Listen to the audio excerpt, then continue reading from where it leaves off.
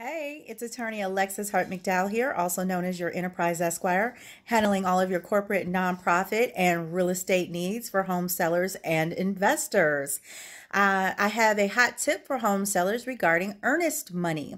So, earnest money is given by the buyer, and your attorney or broker will be holding that during the course of the transaction until the closing date. Now, you will have had your inspection period, and the buyer probably will have submitted some repair requests that they want done prior to closing. So you complete those repair requests, make those repairs, and then the mortgage contingency comes up. And typically, the buyer needs an extension to the mortgage contingency, and their attorney will send a letter requesting an extension. Now, you can grant that.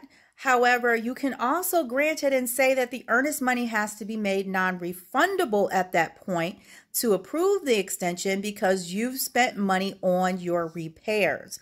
So at that point, if the buyer loan falls through, they would get their full earnest back, and you spent money on repairs. And now the house is not going to sell. So by making the earnest non-refundable when they request a mortgage contingency extension, you would keep that earnest if the deal falls through. So if the buyer's loan is not approved, then you would keep the buyer's earnest money.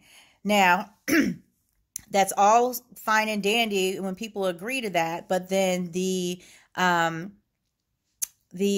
cancellation agreement, if the buyer's loan is declined, they will direct who the earnest money goes to. So you want to make sure that that's signed off and that there's no further approval needed from the buyer for you to keep the earnest money if their loan is denied. So again, hot tip for the sellers: if you've done repairs prior to closing and the mortgage contingency extension request comes in from the buyer, make the earnest non-refundable at that point so that you can recoup some of your expenses to make the repairs, if as a safeguard, if the buyer's loan is denied. All right. So I'm an attorney here in Chicago. I handle real estate, home sellers, private investors, real estate investors. Give me a call. I'm happy to help you. And I'm always looking for new brokers to work with as well. Thank you all. Have a great one.